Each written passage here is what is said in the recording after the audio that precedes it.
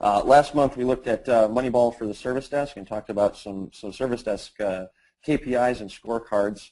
This month we bring a change management webinar to talk through some of the experiences we've had in consulting with numerous organizations around change management, which of course can be a very, very difficult topic. So I think we have a good presentation.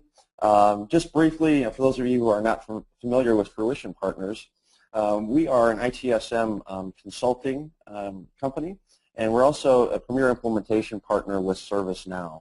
So what that really means is we have quite a bit of experience not only in designing best practice process, but also automating that process very effectively and very quickly within ServiceNow as well.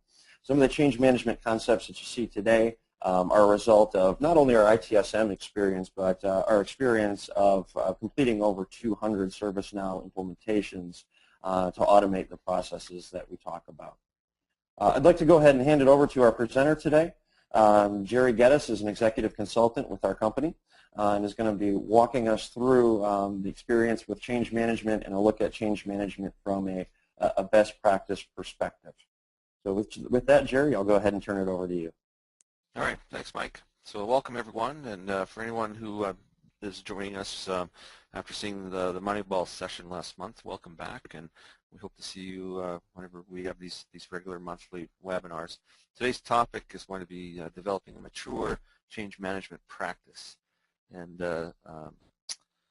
just a little bit about Fruition. We have 10 plus years of practical ITSM experience. We've been around for quite a while.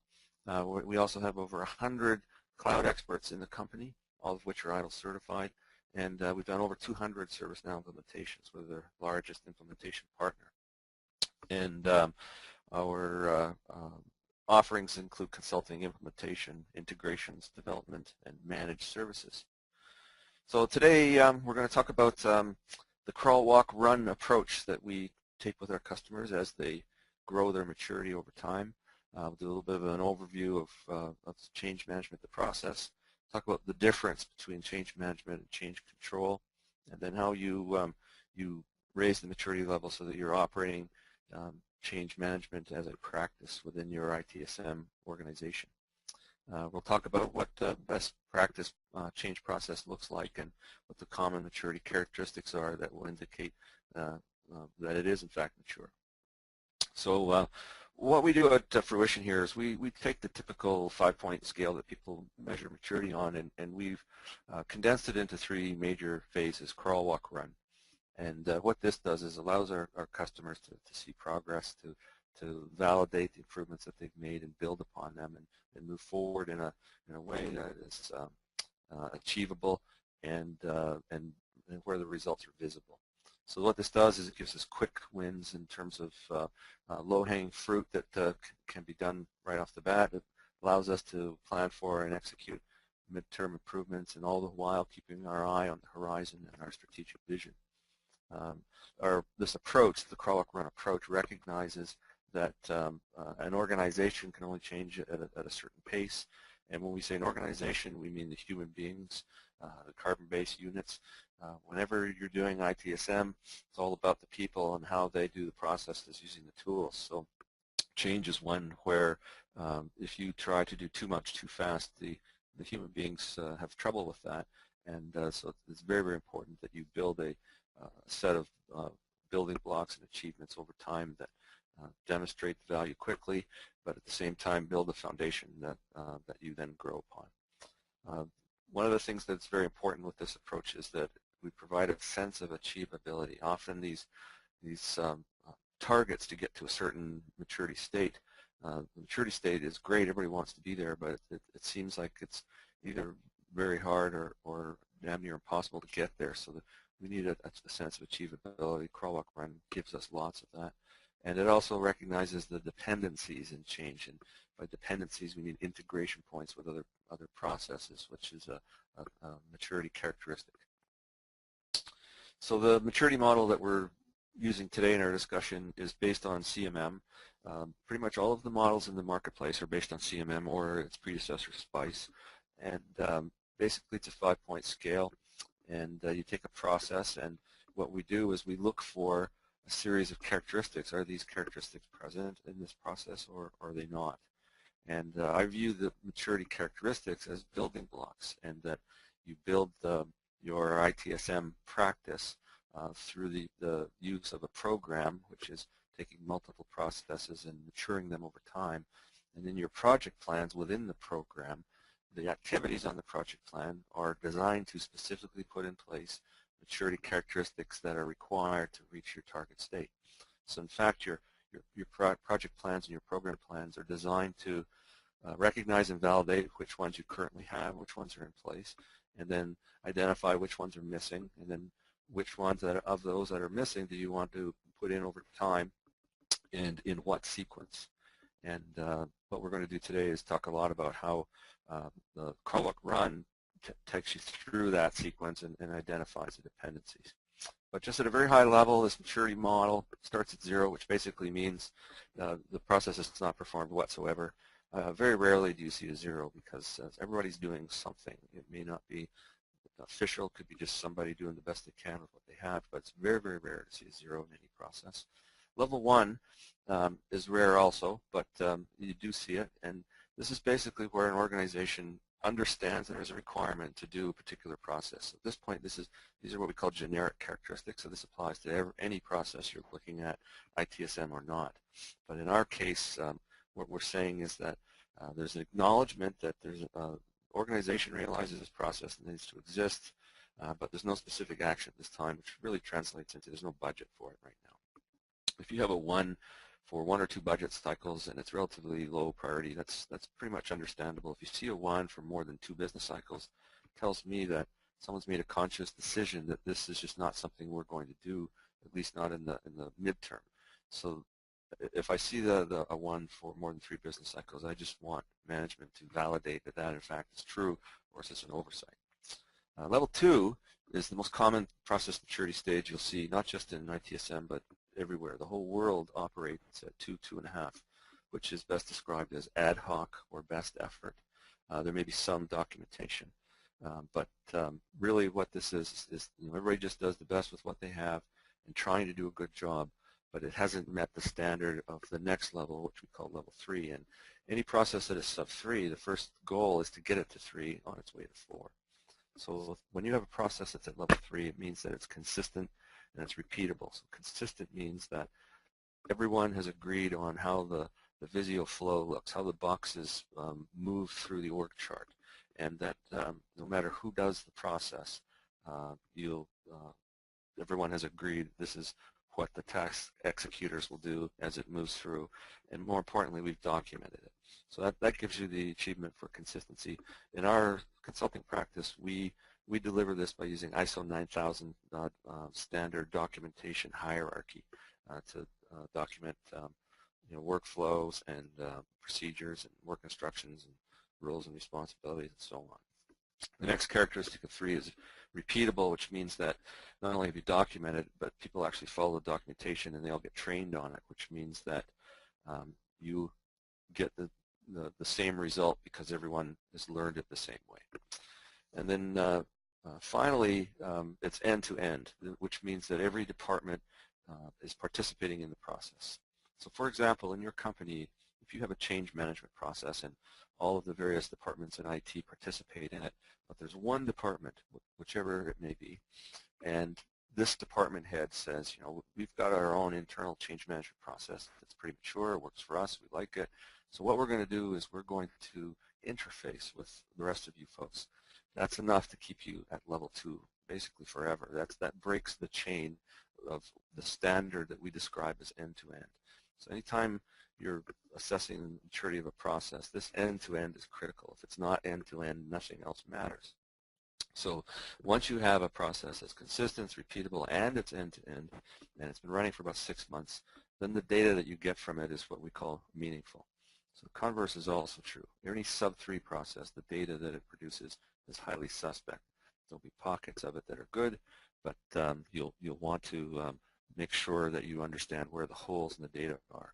Never trust anything important to sub-3 data in terms of business cases and making promises. So the target state, where you want to be, is level 4. This is where you have multiple level 3 processes that are all hooked into each other. We call this integration.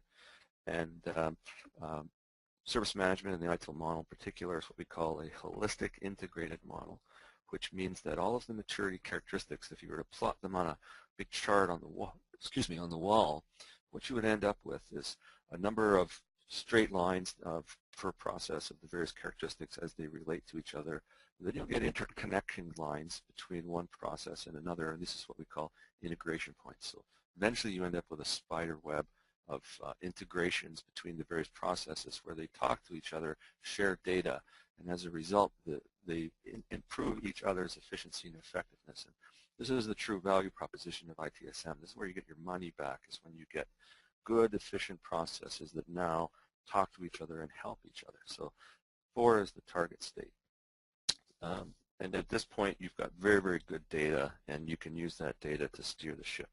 Level 5 is the highest level of maturity. It's very, very difficult to get to. It's very expensive, but it is the nth degree. So at this point, there's comprehensive audits being done and highly, highly advanced continual service improvement being performed on the basis of the data. So what we've done is we've taken those 5 steps and we've put them into this crawl, walk, run, basically 3 steps, and first of which is crawl. And basically what we're saying is we want quick improvements in place. This is where you get your low-hanging fruit. You go for the 20% of the things that are causing 80% of the problems, and you try to make simple, basic improvements that demonstrate that what we're trying to do is for the better of everyone. What this does is it sets the foundation for collecting metrics. It gets people understanding what we need to do to get good metrics. The process starts to become repeatable. It's typically level 2, level 2.5, and this is what we refer to as best effort, no promises. This is where it's not formally established in the company. This is how it's done and who does it under what circumstances, but everybody knows that it's needed, and they're all working hard to do it. One of the key characteristics of this level of maturity is, though, it depends on who's performing it. So what you'll find is, if you're looking at a certain situation, if I go to Bob, I know that Bob's going to help me, but if I go to Dave, Dave won't. So crawl is very, very relationship dependent. There's a hero culture, and what you get is highly variable depending on the individual that's doing the work. When you get to the walk level, this is now, we've hit level 3 and we're on our way to level 4. And so we've got a repeatable, consistent process. It's end-to-end. All the department heads are cooperating with each other. We've done some very good automation in the process. In our case, we've done some very, very cool things with ServiceNow. And we're getting data now that you can take to the bank. What we're getting now is the fruits of a mature level 3 process, and we can start using this for collection analysis and start making decisions about, well, how well are we operating? What are the things, if we had this data before, what would we do differently? It's all part of the continuous service improvement cycle. So the thing about the walk phase that's really important is that we know that the target state is level 4 integration, but we must anticipate the integration points. We need to really, really prepare for the 2 processes to trade data. So there's lots of things we have to do to prepare for that, both in the people side of things and in the process side of things and in the technology side of things. If you just try to bolt on the integration points after the fact, they don't work very well. So think of integration points as APIs, application programming interfaces, and we need to plan for them ahead of time. So when we do get to the run phase, we've got very, very tight integration between the various processes. And the most famous example of this in all of ITSM that involves change, it's what I call the circle of life, and this is where you've got a level 3 mature incident process, which is generating meaningful data. So by meaningful data, I mean that everything we pull from our incident records we can use for analysis and decision making, and specifically things like the resolution field doesn't say done or fixed. So we've got good mature incident data, and then from that data, problem management will go into analysis, looking for trends.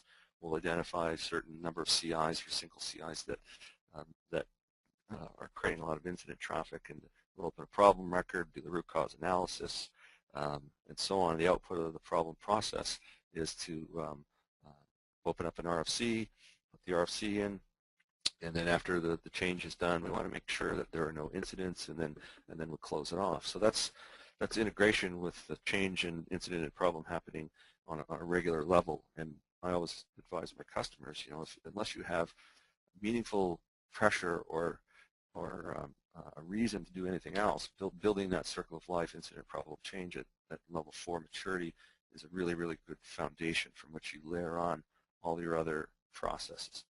So what we get with Run then is consistent delivery. We get very robust service levels. This means that they're predictable. It's very hard to predict when your process is immature. We can get into advanced automation, and that includes automatically calculating the KPIs, not just going and pulling raw data, but having them calculate on the fly as you're operating the process. And this is level 4+. So then, why do we even care about change? Why focus on it at all? And the reason is that change is the single greatest destabilizer of the infrastructure. And one of the best ways to illustrate this point is that anyone who's been in operations looks forward to the periods where we have change freezes, just before Christmas or before major shopping days, or major business impact days. We'll have periods of time where changes are frozen. And during those freeze periods, life is quite calm and pleasant for our operations staff. But as soon as you start introducing changes again, then this is where most of the incident work comes from. So there's a generic statistic out there that 80% of incidents are caused by change. Now at the same time, the business has a requirement to be highly, highly competitive and adaptable in a global marketplace. We need to be able to turn on a dime, and so as a result, not necessarily IT, but the business has this requirement to do changes at a higher level of volume at a faster pace than ever before. And this requires large numbers of changes going through the pipe, creating minimal number of ripples in the pond, so to speak. So one of the things that often we hear from our customers is they feel that the business is telling them that they feel that IT seems to monopolize the change windows, that whenever there are change windows, most of the work is done for by IT, for IT, indirectly for the business, but they're not getting the customer-facing changes that they need. So there's a huge, huge reason for companies to put in a highly efficient change process so that the business can react this way to changing demands in the marketplace.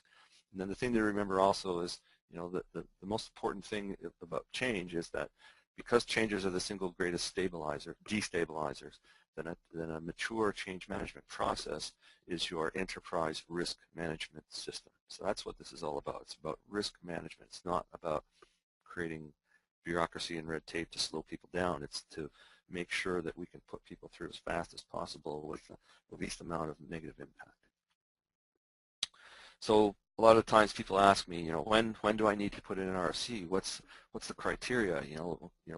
They're saying, all right, we accept your argument that we have to manage risk, but at what degree of granularity? So the fast answer is that any time a change that goes in that's going to realize the risk that we're trying to mitigate, then we need to use change as our risk management tool. And typically the answer also means that any time we change the status of a CI, then change has to be involved in some way. So what this does is it creates it shines a light on how you decide what CIs are. So there's a huge interdependency here between configuration management and change. You cannot turn on a configuration management database unless you have the ability to keep the data accurate of what's in there, and you need a mature change management process to do that. So one of the single biggest obstacles to organizations realizing mature configuration management is that the change management process isn't mature enough to support it.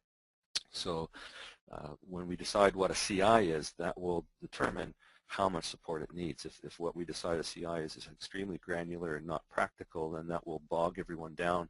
The other end, if it's way too high a level of detail, then it doesn't help us. So what we need to do is come up with a way to identify CIs, components, and so on, assets, and how they build into service chains to create end-to-end services, and then we manage all of that with the change management process.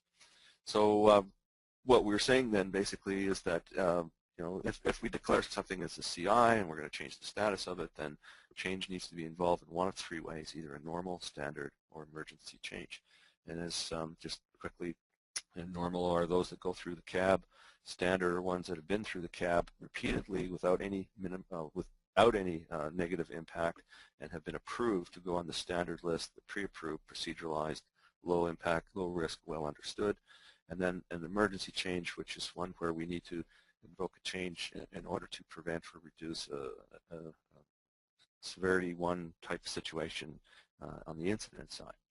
So from there, we talk about the difference between change management and change control. And change control is not an ITIL term, it's an industry term, and it's very helpful in this discussion because when we talk about change management, it's the mature state.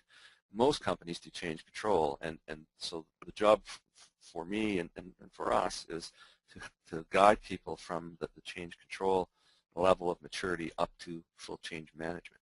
So what change management means then is that you've got a complete view of the change, you've got much better foresight into what's going on, you're not making decisions in isolated pockets, you can create a schedule. When you have a full-on change management process, you can schedule, plan in advance, and so on. A lot of companies, the single biggest reason they can't put a schedule together is because most of their changes are emergency changes. And if you go back to the definition to prevent or reduce the impact of a major incident, these emergency changes are not really true emergencies. So what I do is I call them expedited normals. And then what you need to do is get a process to deal with expedited normals. And people are saying, I'm special, this is late, but it still has to be done. So you create rules around that, but you get it out of the emergency bucket so that those are true emergencies. And then once you do that, once you break out of that, everything is in emergency mode, then you have the ability to start scheduling. We want to make sure that we've got enough lead time, and then we want to integrate change with the release process. I talked about integrating with incident and problem. Well, the next one, the one that's very, very tightly coupled with is release. So when we look at it from the big picture, the difference then between change management and change control is that when you're operating in change control mode, RFCs are submitted just before they're going to be implemented. So the work has been done, they've been built, they may or may not have been tested, but basically the work is done. And then the person who's done the work comes to the cab and says, okay, I've built this thing, please give me permission to put it into production. So that's change control.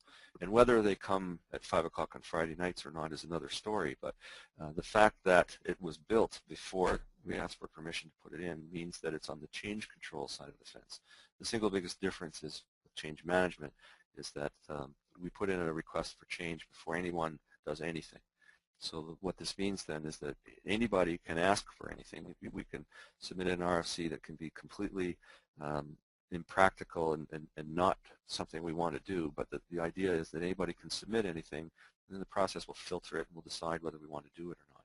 It may be a duplicate, it may be something that has been studied and a decision was made we don't want to do this, it may be something that we do want to do. So the idea is that someone has an idea, they request it, it gets assessed and authorized, and then release comes in, does the building, the testing, comes back in for permission to schedule and deploy, and then release would actually be doing the deployment of it. So this is a major hurdle for companies to go from change control to change management, and you don't do it overnight.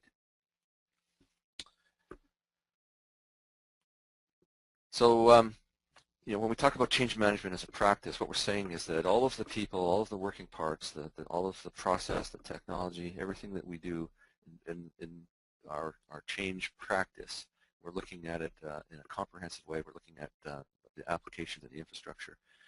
We want a strong group. We want leadership.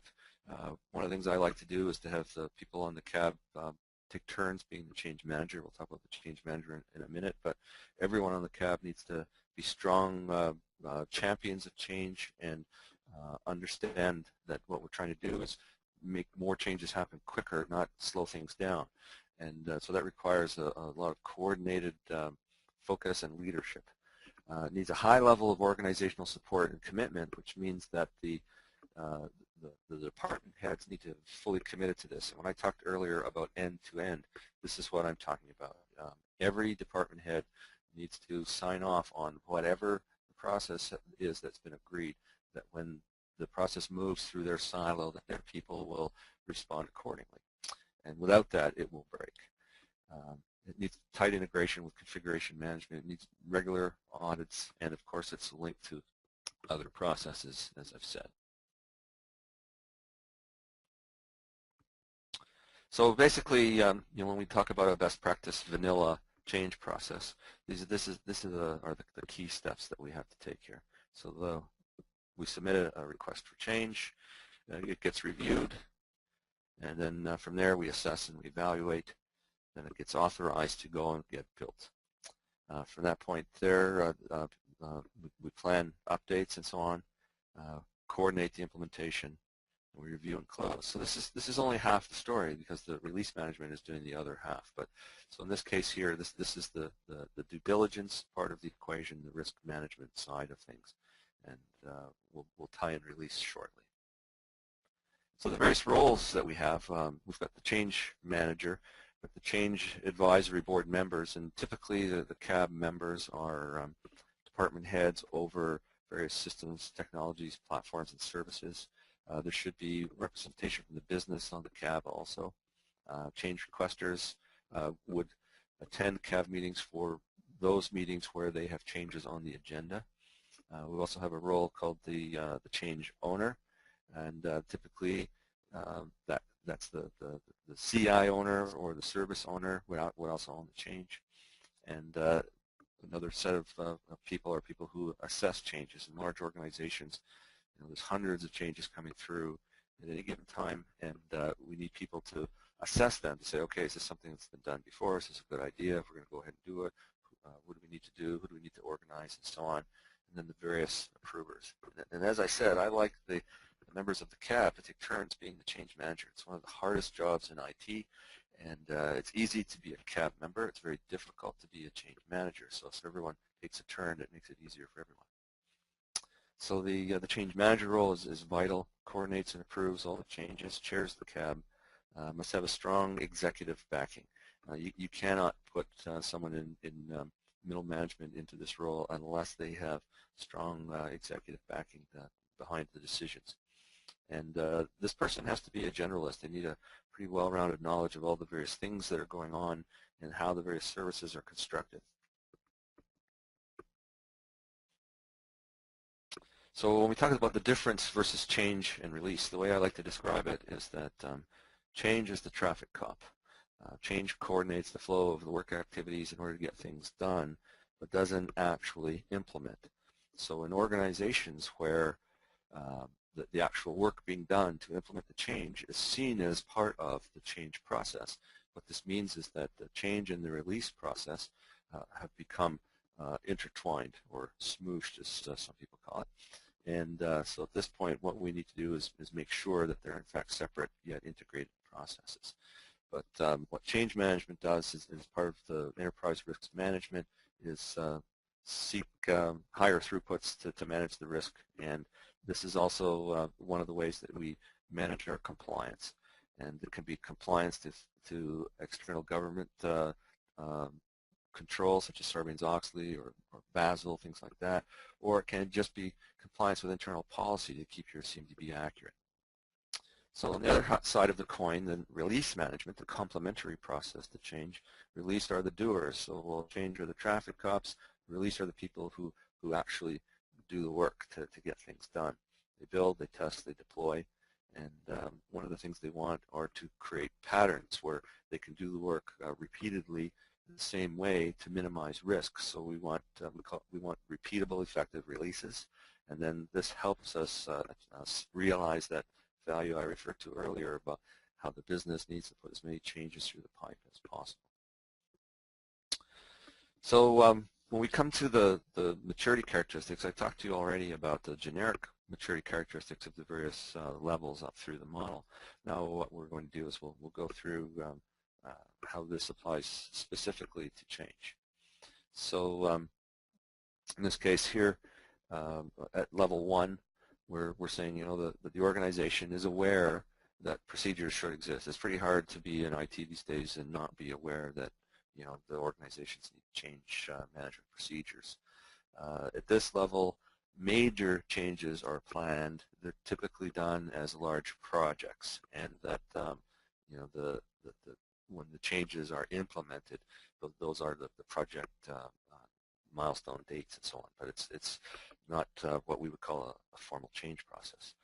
There's very little control, and very rarely is there any evaluation whatsoever. So it's very reactive. Typically, what will happen is a project will go in, something will break something else, and as a result of that, there will be a post-mortem to determine, all right, what did we do in this project that caused this major outage, and the spotlight then becomes, you know, this was a failed change. Why did it fail? But the view is often still from a project management perspective, not from a change management perspective.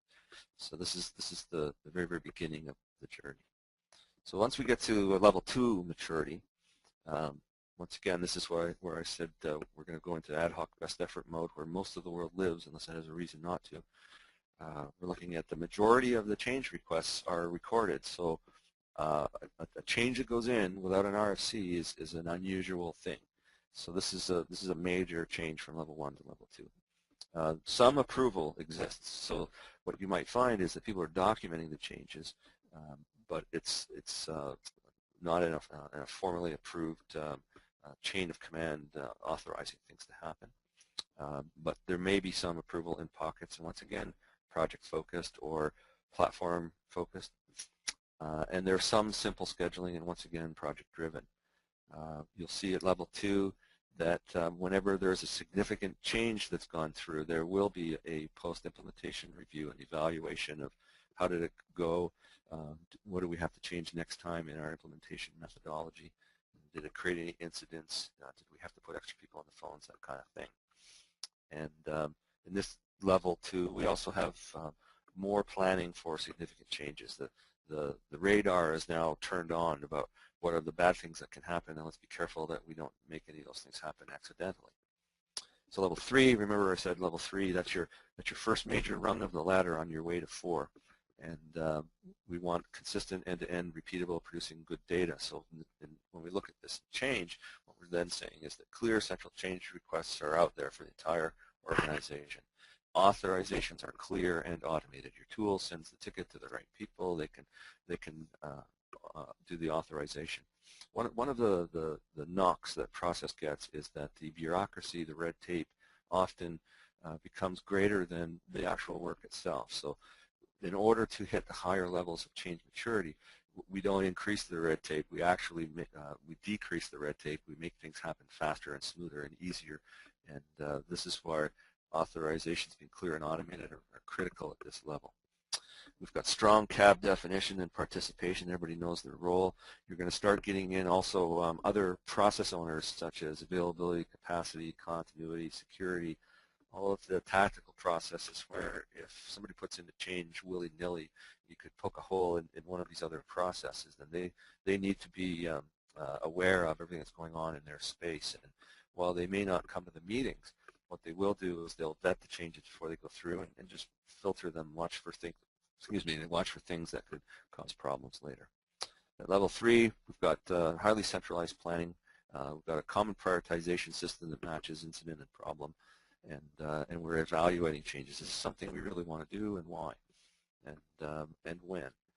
So also we've got clear measurements on success and value creation. We're getting metrics that we can trust, and we're doing post-change reviews. It's become a habit now to make sure that we don't close off the change record until we find out whether or not it created any incidents. And if this change is related to a problem, we want to find out, did it fix what the problem was going after? And only then do we close the change record. And this becomes, as I said, a habit, because part of the culture isn't seen as unnecessary red tape that we only do after major incidents. So then when we get to level 4, this is our target state. Full enforced integration with the CMDB, which means then that you can trust your CMDB. And what this means now is that when anybody submits an RFC and says, all right, I want to take down this particular component on Friday night to do some work on it, CMDB will automatically tell you what it's connected to in terms of other components or systems or solution sets, and more importantly, services and the people of those services that are using the services, and that gives us a very good sense of, all right, if this change doesn't go well, what are the bad things that can happen, and what are the things we can do to make sure that we minimize that, such as, we'll do this particular change at a time when we know that we've got suitable backup or contingency and so on. So this gives us now fully defined separation of change and release. And what I like to say is you surgically separate the two and then you reattach them at their integration points so that a change bounces back and forth from release to change like a pinball. And as it goes through each phase of the life cycle, the release people say, okay, I want to do some stuff, and then change says, all right, have you done the due diligence? Okay, go and do the stuff. And then they come back and say, all right, we did the stuff and everything went well. Now we need permission to put it in live. And we say, okay, we like everything you've done. We like the results of your testing. We see you've completed the pre-production checklist. So, this is a very, very tightly coupled integration between change and release, as opposed to what most people have, where they're smooshed into one process, and the distinction between who does what and why isn't clear, and then this creates the red tape and that's slowing things down. So what we end up now is like a set of synchronous gears where we're meshing tightly, and now we can mesh with continuity management as well. So level 5, this is the highest level of maturity, where we've completely crossed over from change control to change management. The change manager becomes a filter, minimizing CAB involvement. The schedules are comprehensive, aligned with the business strategy, and we're totally in line with all of the advanced regulatory and audit compliance type of things that sometimes slow us down. So that's the nth degree. So how do we get there? What's the path? So if you're at the crawl stage, what you need to do, the very first thing is we need the executive buy-in. You need to get what I call the big dogs lined up. All of the department heads who are responsible for creating the various system silos and platforms in a hierarchical organization. So all the departments that have their vertical interests, whether you're the network group or you're the database group, etc. You need the executives of each of those groups to all agree that we need a change management process that will cut across all of the silos in such a way that it looks like and it operates as if it's all one big happy family. So what we want to do is get everyone to agree on what that process is. We have to work out the flow. Some companies, they spend hundreds and hundreds of thousands of dollars and months, and if not years on this. And there's really only 10 boxes of change. It's very, very straightforward. We just need a clean, best practice, standard, formal process where everyone agrees on the roles and responsibilities. The reason that these things can get really crazy is really a cultural implication. And what happens is when you get very, very complex change management process flows, what you're really doing is you're negotiating the corridors of power. You're saying that this guy over here won't approve anything unless he personally gets to look at it, and so therefore the process must go over here for him to do that. And you multiply that times X number of executives and managers and so on, and you get these processes that take years to build and then even longer to automate. So we want clean, formal, standardized processes. We want our roles formalized. We want to communicate and educate why this is important and how it's a good thing. And then we want to automate it. Not just automate the process, but automate the collection of data around the process. And that gives us the ability to measure. So even in a vacuum, we're saying here, and what that means is that, as I said, sub-3 processes create immature data on an end-to-end scale. But what you can do is you can look at pockets of that end-to-end and say, all right, this data that comes from these two departments, as they do change, we can trust it because they're doing it very, very consistently. So this is the beginning of the journey. That's therefore the crawl.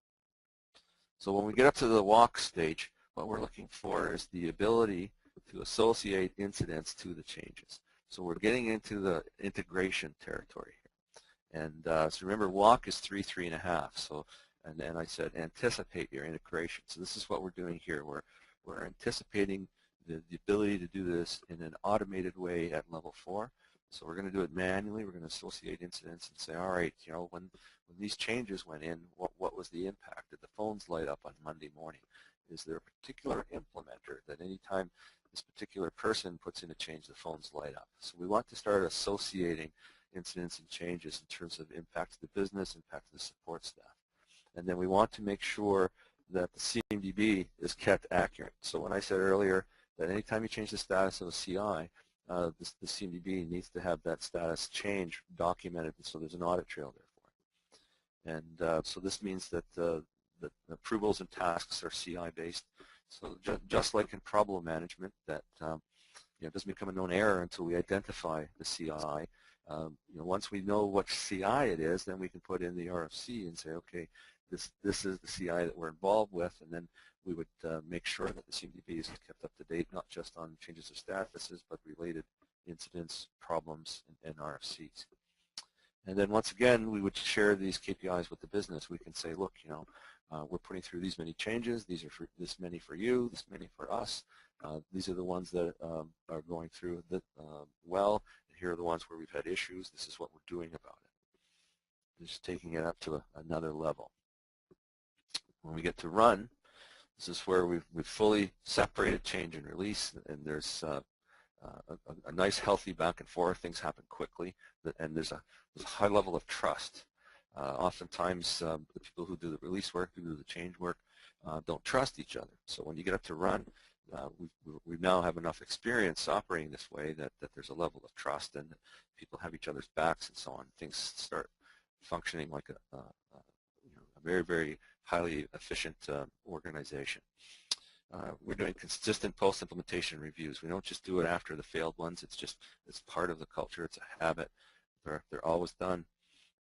We do an audit of unauthorized changes. We want to say, okay, which changes happened that weren't authorized and why, and then how do we make sure in the future that this doesn't happen anymore, and then this becomes part of the risk mitigation strategy. And then we need to conscientiously move from change control to change management. So this may mean then that we might just say, only for certain categories of changes, only certain priorities of changes, but you must submit the RFC before you do anything.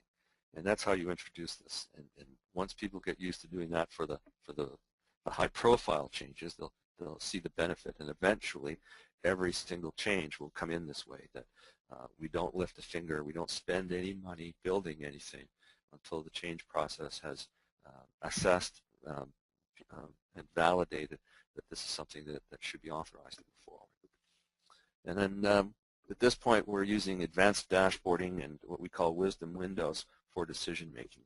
The automation of the process, the automation of the KPI generation in your tool, and then the creation of advanced dashboards will allow you to run, to have your change management shop running as a change management practice. So how can we help? We at Fruition we have an integrated, comprehensive program depending on what you want to do, what your business needs are, what you're trying to accomplish, where your pain is. We have the ability to work with you to help you realize success.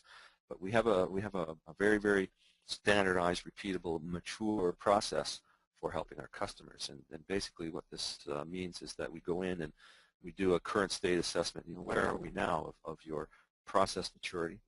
And we come up with a assessment based on the scale I showed you earlier. And then from that, we'll produce a 6-month to 3-year roadmap where we can lay out for you. These are all the various maturity characteristics that we think that you should put in place in this sequence, this timing, with these dependencies, based on the roadmap that we have made together with you, where we take your business goals and needs, and we factor all that in. And then what we do is we we build all of that off of ServiceNow. And what we've done in our consulting practice is we've taken our experience in over 200 plus implementations and all of the custom consulting that we've done for customers, and we've baked all of that into a turbocharged version of ServiceNow that we call the Best Practice Accelerator. There's nothing like it in the industry, actually. And what this is, it's a version of ServiceNow that has 60 to 70% of the consulting already built into it. So it's basically ready to go, other than some of your unique requirements. But what we then do is we take the remaining 30 to 40% and we'll tailor it through these rapid solution workshops. So that way you take the best practice core, and then we tailor it to your specific situation. And then you end up with a fully engineered best practice version of ServiceNow running world-class process and generating the KPIs and so on in 1/3 to 1/2 of the time.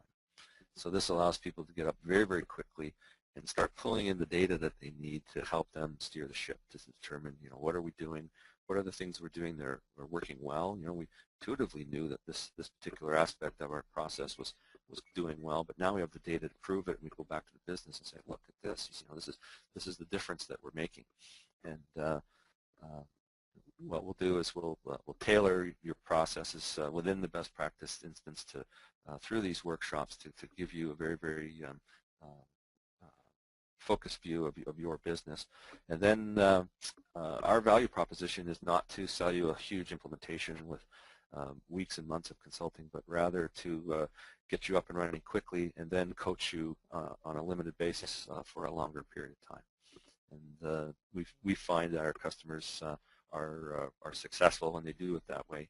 The momentum doesn't get lost, and they can build on their improvements one after the other.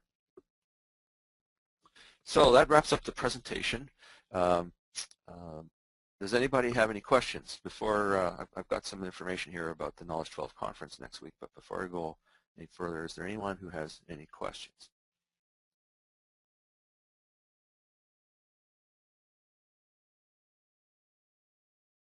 So I'll take that as a no. So next week is ServiceNow's Knowledge 12 conference in New Orleans. If anyone is going to be there, please come and see us at booth 108.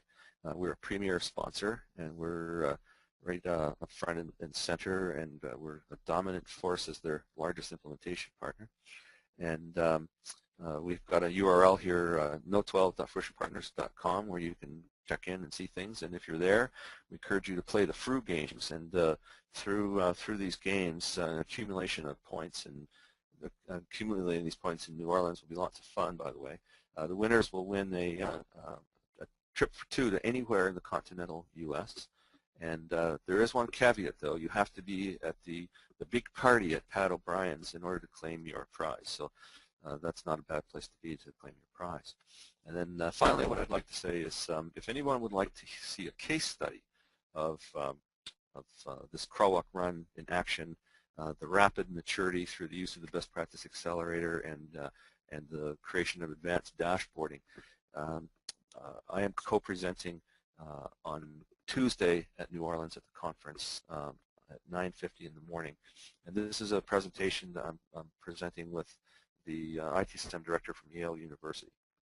And they were our initial customer when we first got into this approach. And we developed a lot of our approach on the basis of our experience there. They've got some really, really advanced ITSM people there. They've got the most advanced ITSM metrics guy I've ever seen in my entire career.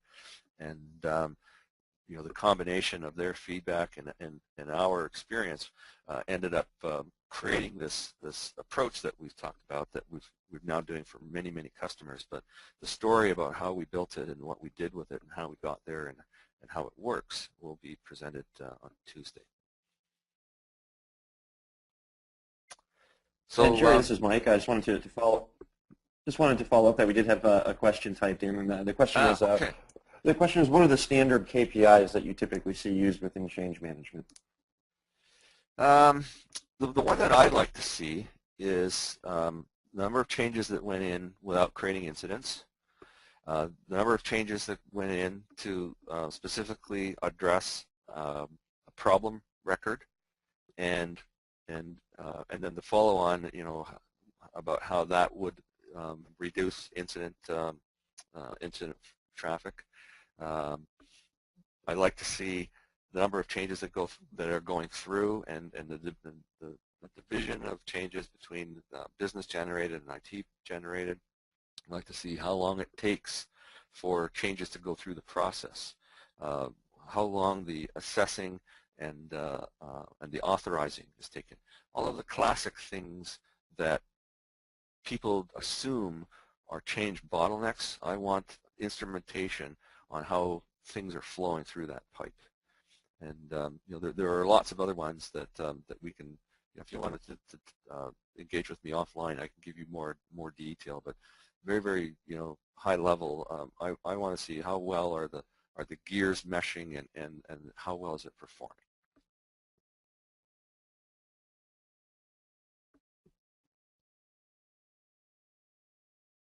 Any others? Okay. So our next. That's it. Thank you, Drake. All right then. Thank you. Our next webinar is coming up on June the 22nd, and this one is going to be on organizational change. And we always talk about the people, process, technology triangle, and how the people part of that triangle, 60%, and process and technology are 20-20. So this is a statistic that industry experience has borne up over the last 20 years.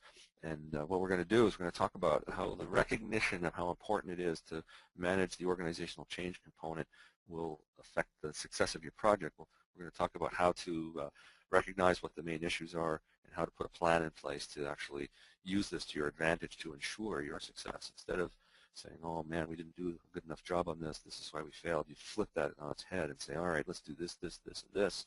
This will ensure we will succeed. So that's what that one's going to be all about. And today's webinar will be posted on our site within 2 weeks. So unless there's any other questions, I'll leave it open for a couple of minutes here. But otherwise, thank you very much, and we'll just see if anyone else has a question.